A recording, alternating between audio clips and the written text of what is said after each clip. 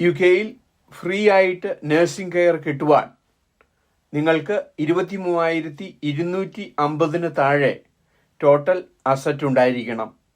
ഈ total asset എന്ന് പറയുന്നത് നിങ്ങളുടെ പ്രോപ്പർട്ടി ആകാം. നിങ്ങൾ നഴ്സിംഗ് കെയർ ആണ് ഉപയോഗിക്കുന്നതെങ്കിൽ നിങ്ങളുടെ പ്രോപ്പർട്ടി, നിങ്ങളുടെ ബാങ്ക് ഡെപ്പോസിറ്റ്, പെൻഷൻ, UK-യിലും ഇന്ത്യയിലും മറ്റു രാജ്യങ്ങളിലുള്ള ടോട്ടൽ അസറ്റ് 23,250 പൗണ്ടിന് താഴെയാണെങ്കിൽ ഫ്രീ ആയിട്ട് നഴ്സിംഗ് കെയർ കിട്ടുന്നതാണ്.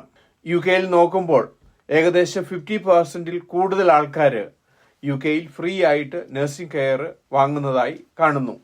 ലോക്കൽ കൗൺസിലാണ് നിങ്ങളുടെ ഫൈനാൻഷ്യൽ അസസ്മെന്റ് നടത്തി നിങ്ങൾ ഫ്രീ നഴ്സിംഗ് കെയറിന് എലിജിബിൾ ആണോ അല്ലയോ എന്ന് തീരുമാനിക്കുന്നത്. ഇത് പ്രകാരം നിങ്ങളുടെ ഫൈനാൻഷ്യൽ അസസ്മെന്റിലൂടെ നിങ്ങളുടെ പ്രോപ്പർട്ടി, നിങ്ങളുടെ പെൻഷൻ, മറ്റ് അസറ്റ് എല്ലാം കൂടെ കൺസിഡർ ചെയ്യുമ്പോൾ അത് മൊത്തത്തിൽ 23,250 പൗണ്ടിന് താഴെയാണെങ്കിൽ നിങ്ങൾക്ക് ഫ്രീ നഴ്സിംഗ് കെയർ കിട്ടുന്നതായിരിക്കും. ഇത് കണക്കാക്കുമ്പോൾ നിങ്ങൾക്ക് വീട്ടിൽ തന്നെയാണെങ്കിൽ നിങ്ങളുടെ വീട് ഇതിനു വേണ്ടി കൺസിഡർ ചെയ്യുന്നില്ല. നഴ്സിംഗ് ഹോമിലാണ് ഈ കെയർ ആവശ്യമെങ്കിൽ നിങ്ങളുടെ വീടും ഇതിനു വേണ്ടി കണക്കാക്കപ്പെടുന്നു. UK-യിൽ ഫ്രീ നഴ്സിംഗ് കെയർ കിട്ടുമ്പോൾ നിങ്ങളുടെ total asset local council assess ചെയ്യുകയും അത് കൃത്യമായിട്ട് മനസ്സിലാക്കുകയും ചെയ്തതിന് ശേഷമാണ് നിങ്ങൾക്ക് ഫ്രീ നഴ്സിംഗ് കെയർ അല്ലെങ്കിൽ റെസിഡൻഷ്യൽ കെയർ കിട്ടുമോ എന്ന് തീരുമാനിക്കുന്നതും ക്വാളിഫൈ ചെയ്യുന്നതും. ഇതിനുവേണ്ടി നിങ്ങളുടെ ഫൈനാൻഷ്യൽ അസസ്മെന്റ് നടത്തുമ്പോൾ, നിങ്ങളുടെ മീൻസ് ടെസ്റ്റ് നടത്തുമ്പോൾ കൃത്യമായിട്ട് നിങ്ങളുടെ പ്രോപ്പർട്ടി, റീസെന്റ് നടന്നിട്ടുള്ള ട്രാൻസാക്ഷൻസ്, ട്രാൻസ്ഫറുകൾ, നിങ്ങൾ കുറഞ്ഞ വിലയ്ക്കാണോ പ്രോപ്പർട്ടി നിങ്ങളുടെ റിലേറ്റീവ്സിനോ മക്കൾക്കോ ഗ്രാൻഡ് ചിൽഡ്രനോ കൊടുത്തിട്ടുണ്ടെങ്കിൽ അത് കൺസിഡർ ചെയ്യുന്നു. ഇങ്ങനെ ട്രാൻസ്ഫർ ചെയ്തിട്ടുള്ള അസറ്റുകളെല്ലാം കൃത്യമായി പരിശോധനയ്ക്ക് ശേഷമാണ് അവരൊരു തീരുമാനമെടുക്കുന്നത് നിങ്ങൾക്ക് ഫ്രീ നഴ്സിംഗ് കെയർ എലിജിബിൾ ആണോ എന്നുള്ളത്.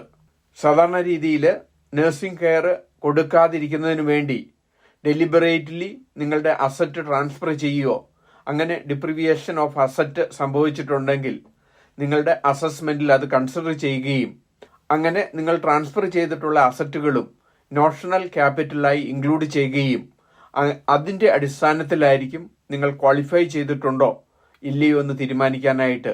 കെയർ ഹോം ഫീ അവോയ്ഡ് ചെയ്യുന്നതിന് വേണ്ടി ഡെലിബറേറ്റ്ലി നിങ്ങളുടെ അസറ്റ് ട്രാൻസ്ഫർ ചെയ്യുകയും ഇത് പ്രകാരം ചെയ്തിട്ടുണ്ടെങ്കിൽ നോഷണൽ ക്യാപിറ്റലായിട്ട് കൗൺസിൽ അതിനെ കൺസിഡർ ചെയ്യുന്നു. ഏതൊക്കെ ട്രാൻസാക്ഷൻ ആണ് ഡെലിബറേറ്റ് ആയിട്ട് നിങ്ങളുടെ ഫൈനാൻഷ്യൽ അസസ്മെന്റിൽ കൺസിഡർ ചെയ്യുന്നത്? ഒന്നാമതായിട്ട് gifting your lump sum money to family members. 2, transferring property in someone else name. 3, selling property at less price. 4, gifting expensive item. 5, suddenly spending large amount. ഇങ്ങനെയുള്ള എക്സ്പെൻസുകളെല്ലാം കൺസിഡർ ചെയ്തിട്ട് ശേഷമാണ് നിങ്ങൾ കെയർ ഹോം ഫീസ് എലിജിബിൾ ആണോ എന്ന് തീരുമാനിക്കുന്നത്. ഇൻഹെറിറ്റൻസ് ടാക്സിന് വേണ്ടി കഴിഞ്ഞ 7 വർഷത്തിനുള്ളിൽ നിങ്ങൾ ട്രാൻസ്ഫർ ചെയ്തിട്ടുണ്ടെങ്കിൽ മാത്രമേ കൺസിഡർ ചെയ്യുന്നുള്ളൂ. പക്ഷേ കെയർ ഹോം ഫീ എലിജിബിൾ ആകുന്നതിന് വേണ്ടി 7 വർഷം എന്നുള്ള ലിമിറ്റ് ഇല്ല. ഇത് എത്ര വർഷം വേണേലും ബാക്കിലേക്ക് പോകാം. വളരെ ഇന്റൻഷനലി കെയർ ഹോം ഫീസ് കൊടുക്കാതിരിക്കുന്നതിന് വേണ്ടി നിങ്ങളുടെ അസറ്റ് ട്രാൻസ്ഫർ ചെയ്യുകയും ഇത് ഡെലിബറേറ്റ് ആണെങ്കിൽ എത്ര വർഷം ബാക്കിലേക്ക് പോയി നിങ്ങൾക്ക് നോഷണൽ ക്യാപിറ്റലായിട്ട് ആഡ് ചെയ്ത് നിങ്ങൾ ഡിസ്ക്വാളിഫൈ ചെയ്യുന്നതായി കാണുന്നു.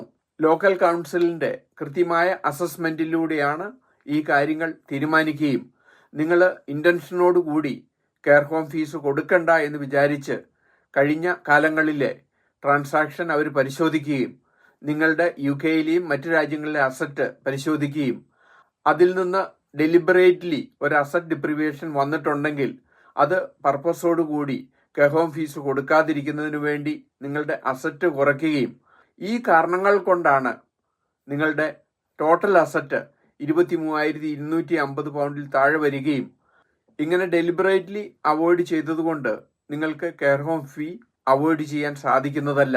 ഡെലിബറേറ്റ്ലി അസറ്റ് ട്രാൻസ്ഫർ ചെയ്യുകയും അത് ഇന്റൻഷനലി നിങ്ങളുടെ കെയർ ഹോം ഫീ കുറയ്ക്കുന്നതിനും അങ്ങനെ നിങ്ങളുടെ ടോട്ടൽ അസറ്റ് കുറച്ച് കാണിച്ച് നിങ്ങൾക്ക് ഫ്രീ ആയിട്ട് കെയർ ഹോം ഫീ കിട്ടുന്നതിന് വേണ്ടി ചെയ്താൽ അത് നോഷണൽ ക്യാപിറ്റലായിട്ട് ആഡ് ചെയ്യുകയും നിങ്ങളുടെ റിലേറ്റീവ്സിനോ അല്ലെങ്കിൽ നിങ്ങളുടെ മക്കൾക്കോ കൊച്ചുമക്കൾക്കോ പ്രോപ്പർട്ടി കുറഞ്ഞ വിലയ്ക്ക് ട്രാൻസ്ഫർ ചെയ്യുകയോ ഈ കാരണങ്ങൾ കൊണ്ട് നിങ്ങളുടെ അസറ്റ് കുറഞ്ഞിട്ടുണ്ടെങ്കിൽ നിങ്ങൾക്ക് ഫ്രീ കെയർ ഹോം ഫീസ് കിട്ടുന്നതല്ല.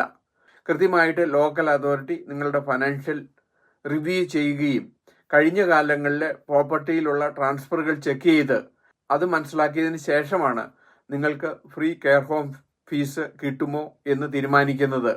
കൃത്യമായ അസസ്മെന്റിലൂടെയാണ് ഇങ്ങനെ കണക്കാക്കപ്പെടുന്നത്. നിങ്ങൾ പർപ്പസ്ഫുള്ളി നിങ്ങളുടെ അസറ്റ് ട്രാൻസ്ഫർ ചെയ്യുകയും നിങ്ങളുടെ അസറ്റ് 23,250 താഴെ വരികയും ചെയ്താലും നിങ്ങൾക്ക് കെയർ ഹോം ഫീസ് അവോയ്ഡ് ചെയ്യുവാൻ സാധിക്കുന്നതല്ല. ഇത് പ്രകാരം നിങ്ങൾ ഇന്റൻഷനലി ആണ് ഇങ്ങനെ ചെയ്തതെന്ന് തെളിഞ്ഞു കഴിഞ്ഞാൽ നോഷണൽ ക്യാപിറ്റലായിട്ട് ആഡ് ചെയ്യുകയും കഴിഞ്ഞ കാലങ്ങളിലുള്ള ട്രാൻസാക്ഷൻ ചെക്ക് ചെയ്ത് ഇത് നിങ്ങളുടെ ടോട്ടൽ അസറ്റിൻ്റെ കൂടെ ആഡ് ചെയ്യുന്നതായി കാണുന്നു.